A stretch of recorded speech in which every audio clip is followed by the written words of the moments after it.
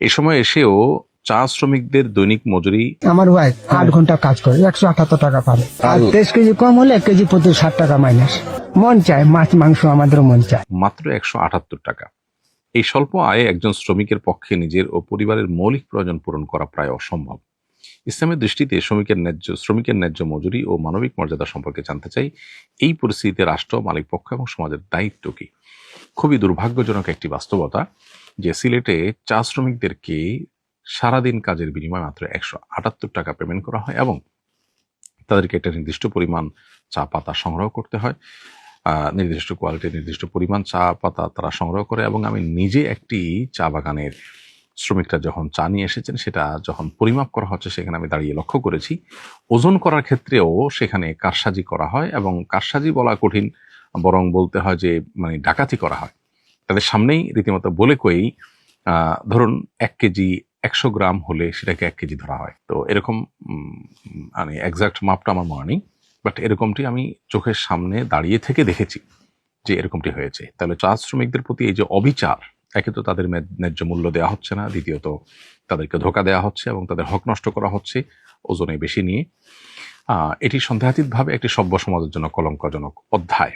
আমাদের প্রত্যেকটা মানুষের এই অন্যায়ের বিরুদ্ধে কথা বলা দরকার। আমি এর তীব্র প্রতিবাদ জানাই এবং আমি আশা করি যে চা শ্রমিকদের তাদের পরিচয় যাই হোক না কেন, তারা একজন শ্রমিক হিসাবে তারা ন্যায্য মজুরি পাবার হক রাখে। নবী করিম সাল্লাল্লাহু আলাইহি ওয়াসাল্লাম বলেছেন, তোমাদের অধীনে যারা থাকবে তাদেরকে তোমরা যা খাওয়াও তাদেরকে তা খাওয়াবে, তোমরা যা পড়ো তাদেরকে তা পড়াবে। অর্থাৎ তাদেরকে কি পরিমাণ দেবো আমি, কোয়ালিটিটা এমন হবে যে আমার মানটা সে মেনটেন করতে পারে।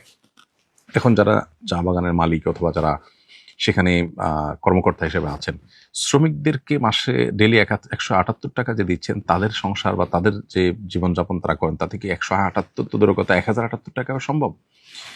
তাই যদি না হয় তাহলে সেক্ষেত্রে এত বড় পার্থক্য, এটা সুস্পষ্ট জুলুম এবং অবিচার ছাড়া আর কিছুই নয়।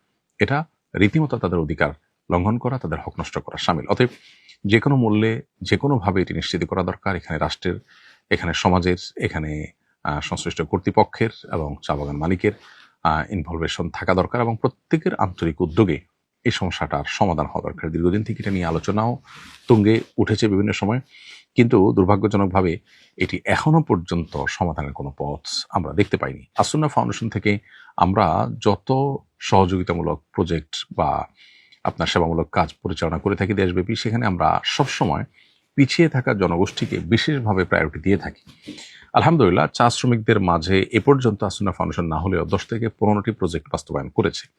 শীতবস্ত্র বলুন কিংবা খাদ্য বিতরণ বলুন, অন্যান্য ক্ষেত্রে আমরা চা শ্রমিকদেরকে বিশেষ প্রায়োরিটি দিয়ে তাদের জন্য আমাদের সাধ্য অনুযায়ী আমরা সহায়তা পৌঁছানোর চেষ্টা করে থাকি। কিন্তু এটা তো স্থায়ী কোনো সমাধান না। তাদের যে ন্যায্য মজুরি এটি নিশ্চিত করবার জন্য আমাদের প্রত্যেকটা মানুষকে সচেষ্ট হতে হবে। আমি এই ব্যাপারে সংশ্লিষ্ট কর্তৃপক্ষের দৃষ্টি আকর্ষণ করছি এবং আমরাও কাজ করে যাচ্ছি, চেষ্টা করছি যে তাদের দুর্ভোগ লাঘবের জন্য আমরা আর কি কি করতে পারি। আমি আশা করব সমাজের প্রত্যেকটা মানুষ এই জুলুম এবং এই অবিচারের বিরুদ্ধে তারা কথা বলবেন এবং এই সমস্যার সমাধানের জন্য বাস্তবমুখী উদ্যোগ গ্রহণ করবেন।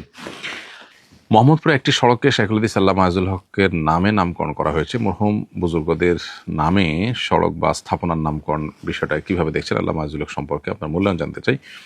আলহামদুলিল্লাহ, শাইখুল হাদিস আল্লামা মাইজুল হক সাহেব রাহিমাহুল্লাহ প্রথিতযশা আলেমদের মধ্যে থেকে একজন ছিলেন। শত শত হাজার হাজার আলেমদের ওস্তাদ ছিলেন এবং ক্ষণজন্ম মনীষীদের মধ্য থেকে একজন ছিলেন। তার নামে সড়ক হওয়া একটা ভালো উদাহরণ সন্দেহাতীতভাবে। বাংলাদেশে দীর্ঘকাল পর্যন্ত আমরা দেখে এসেছি যে ইসলামিস্টদেরকে কোণঠাসা করে রাখা হয়েছে। বাংলাদেশে বহু সড়ক আছে যে সড়কগুলো নামকরণ করা হয়েছে দেশি কিংবা দেশের বাইরের বিভিন্ন চিহ্নিত ইসলামের শত্রু এবং মুসলিম বিদ্বেষীদের নামে। কামাল আতাতুর্ক অ্যাভিনিউ আমাদের দেশে আছে। কামাল আতাতুর্ক কে, কি ছিল তার আইডিওলজি এবং সে কোন চিন্তা ধারণ করতো, লালন করতো? তুরস্কের মতো একটি মুসলিম প্রধান দেশকে ধ্বংস করে শেষ করার পেছনে তার ভূমিকা আছে। হ্যাঁ, তাকে আধুনিক তুরস্কের জনক বলা হয়, কিন্তু তার পেছনের যে ইতিহাস, তার যে অন্যান্য ক্রিয়াকর্ম, সেগুলো জানার জন্য আজকাল খুব বেশি দূর যেতে হবে না, আমরা অনলাইনে ঘাটলেই পেয়ে যাব। তো এরকম মানুষের নামে আছে, আর এরকম অনেকে আছেন যাদের নামে সড়ক আছে। কিন্তু এদেশে মানুষ প্রচণ্ড ধার্মিক, সেটা হিন্দু হোক আর মুসলিম হোক, সকল ধর্মের মানুষ। সেই মানুষগুলোর আপনার যে ডিমান্ড, তাদের যে প্রত্যাশা, সেটাকে মাথায় রেখে আসলে আজও পর্যন্ত কোনো আলেম, কোনো ধার্মিক মানুষ যাদের অনেক অবদান আছে, তাদেরকে আসলে কোনো স্বীকৃতি দেওয়া হয়নি। সো এটি একটি সুন্দর উদাহরণ এবং ভালো উদাহরণ সন্দেহাতীতভাবে। সেগুলো আমাদের সব নামীদের রোড হয়ে থাকে, এটাকে সাধুবাদ জানাই অবশ্যই। শাবান মাসের আমল সম্পর্কে জানতে চাই।